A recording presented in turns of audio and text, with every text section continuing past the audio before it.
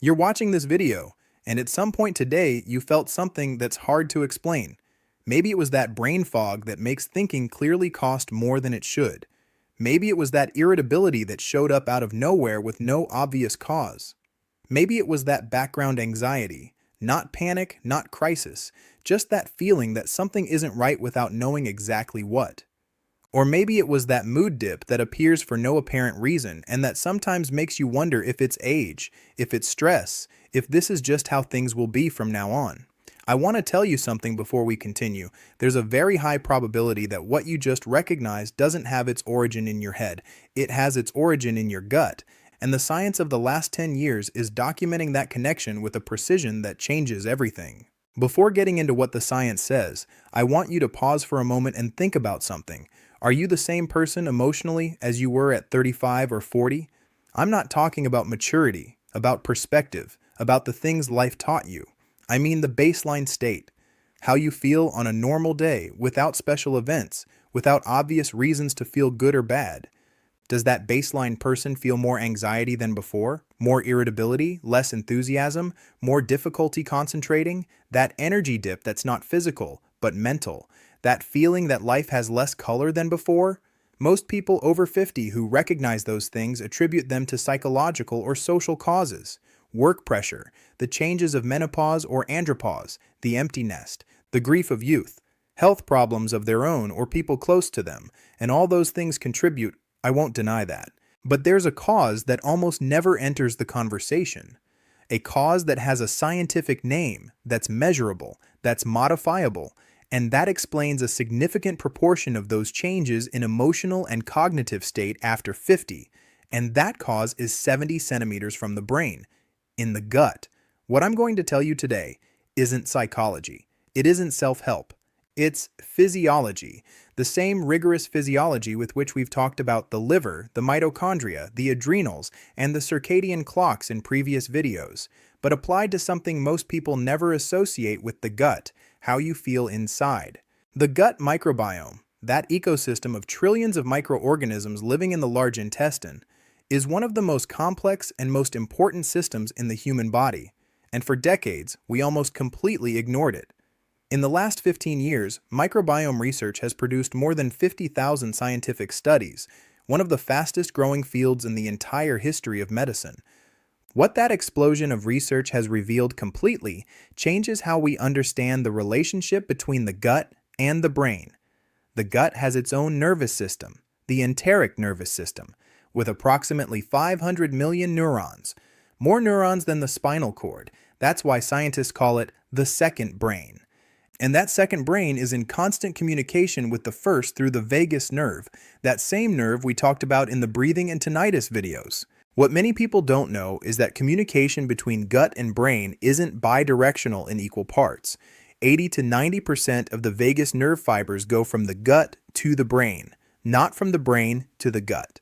The gut talks to the brain more than the brain talks to the gut. That means the state of the gut directly influences the state of the brain, mood, cognition, anxiety, the capacity to concentrate, and the protagonists of that gut-brain conversation are the microbiome bacteria.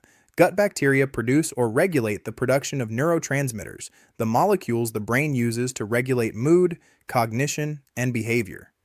90 to 95% of all the serotonin in the body, that molecule associated with well-being, mood stability, and anxiety regulation, is produced in the gut, not the brain, and that production is largely regulated by the microbiome bacteria.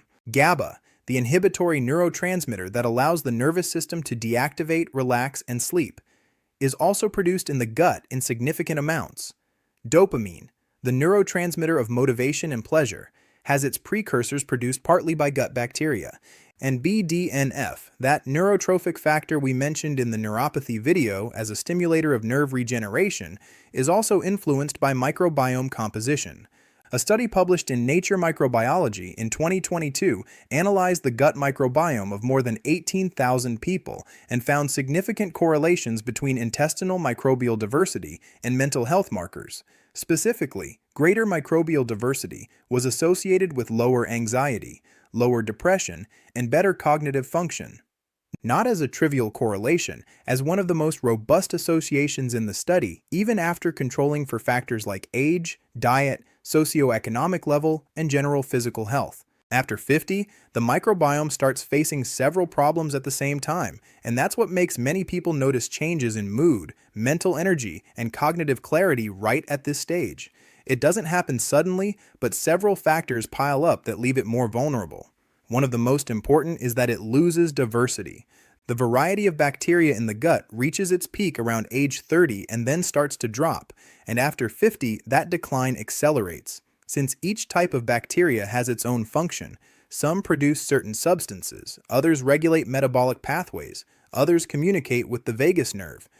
When several species disappear, there are functions that are left without anyone doing them. On top of that, the gut becomes more permeable.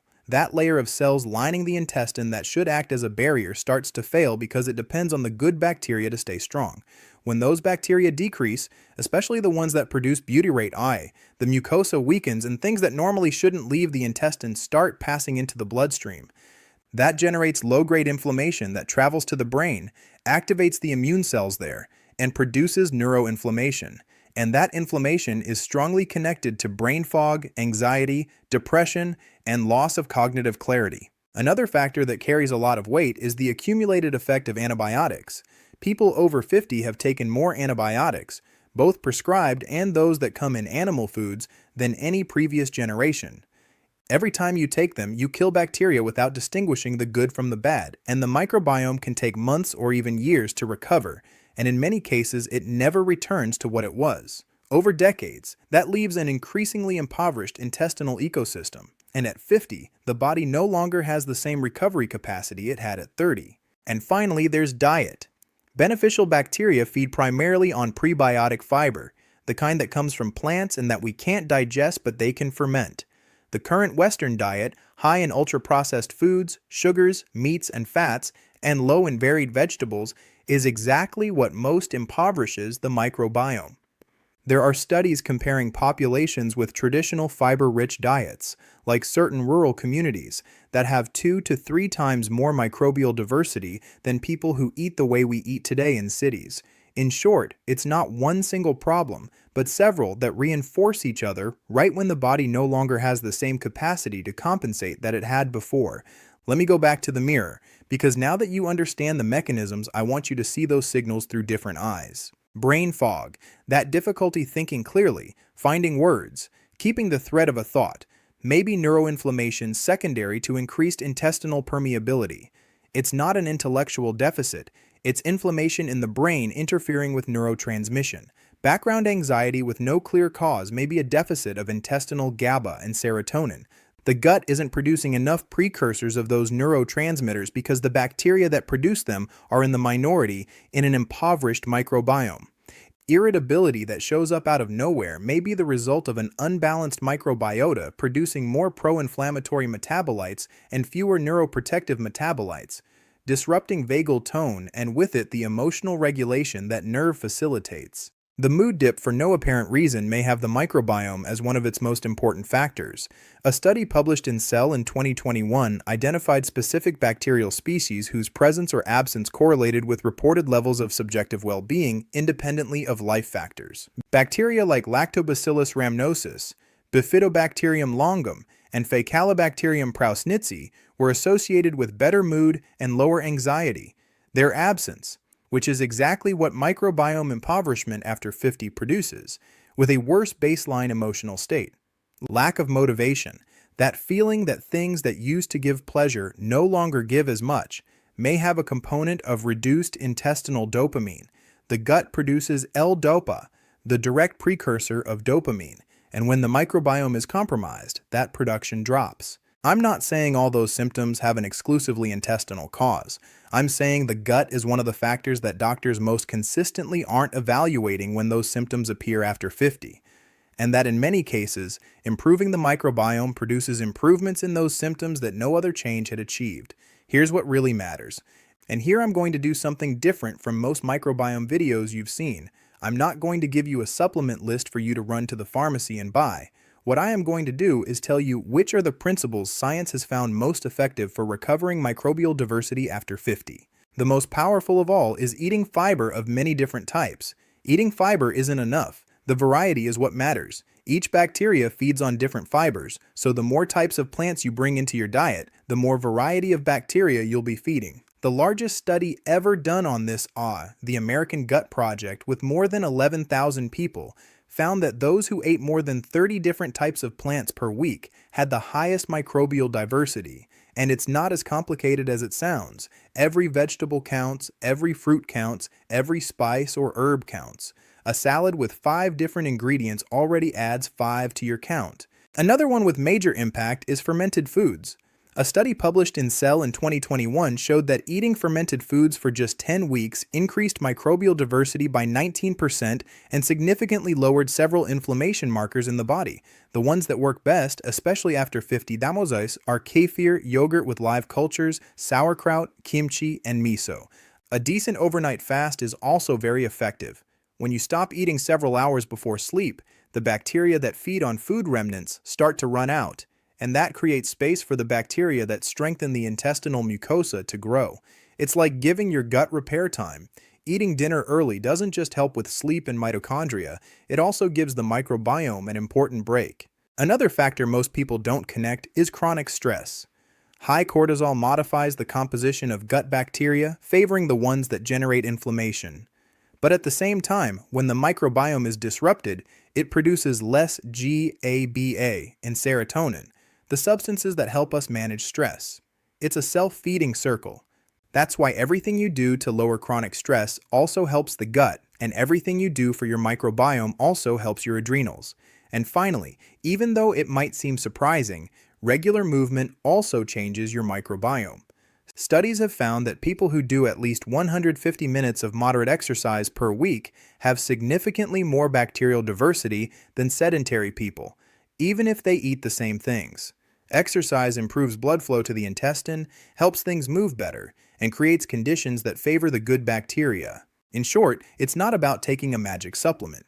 It's about giving your gut the conditions it needs to recover: variety of plants, fermented foods, time without eating at night, less stress, and movement. I want to end where we started. That brain fog, that irritability, that background anxiety, that nameless mood dip. You recognize them at the beginning of the video because they're part of your day or of recent days, and you had probably attributed them to something inevitable, to age, to accumulated stress, to life itself, and maybe you're partly right. But after everything we've seen today, I want you to take away something different from what you had at the beginning. The possibility that a significant part of how you feel emotionally after 50 has a physical, modifiable, and concrete cause, and that cause is in a place no doctor has reviewed with the depth it deserves. The microbiome isn't your destiny, it's your starting point. And changing that starting point, with 30 types of plants per week, with kefir or live yogurt every day, with eating dinner early, with moving the body, with reducing chronic stress, produces changes you feel, not in weeks, in months. But you feel them in the most important place, in how you see the day when you wake up, in whether life has color or not, in whether the mind is foggy or clear. The image I return to you at the end of this video isn't the one from the beginning. It's the image of someone who has information. Information is power, and with information, you have options. The gut isn't where food ends. It's where a large part of how you feel begins, and taking care of it, with the same attention with which you take care of your heart or your brain, can give back to the day after 50 something you thought you had lost forever. Lightness. If you recognize something of yourself in this video, share it with someone who's also been feeling this way for a while without knowing why. It may be the explanation that changes something important, and tell me in the comments, which of the symptoms from the beginning of the video did you recognize most? The brain fog, the irritability, the background anxiety, or the mood dip? Just that one. Write it below. Subscribe if you want more content like this. Sending you a big hug.